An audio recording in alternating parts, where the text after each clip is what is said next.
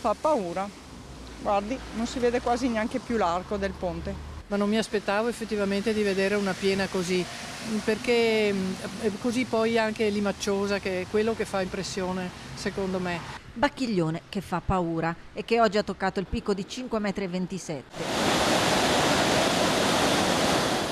Bacino di Caldogno che è stato aperto alle 10:30 comportandone la progressiva riduzione. Alle 15 era sceso alla soglia dei 5 metri, ma sono state ore di apprensione per Vicenza, nottata in cui il monitoraggio è stato costante a partire dalla prima riunione del COC delle 23 di ieri.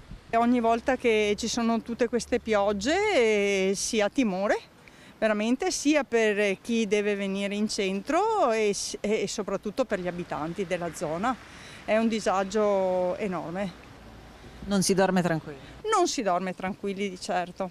Le piogge abbondanti della notte hanno ingrossato i canali, alcune strade allagate in città, 7K, strada Caperse, Culdeola. Stamattina verso le 7 c'erano sui 30 centimetri d'acqua in alcune parti della via.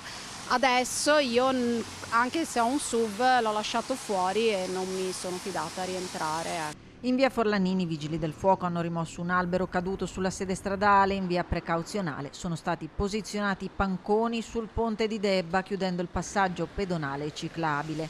Attese per domani nuove precipitazioni in pianura e l'attenzione si sposta sul Retrone che oggi ha toccato 3,10 m. Chiuso in via precauzionale il parco del Retrone.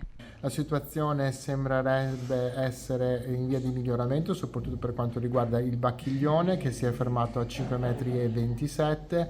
Il Retrone sta ancora lentamente salendo, ma prevediamo appunto che diminuirà proprio per il fatto che il Bacchiglione si è fermato.